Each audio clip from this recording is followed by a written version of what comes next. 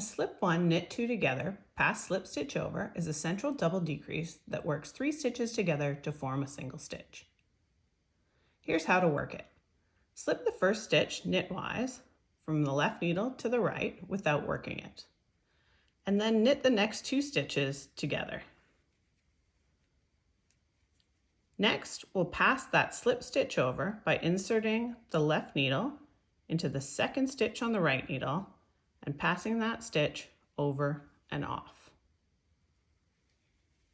I've taken 3 stitches and worked them together into 1 stitch, decreasing 2 stitches in the process.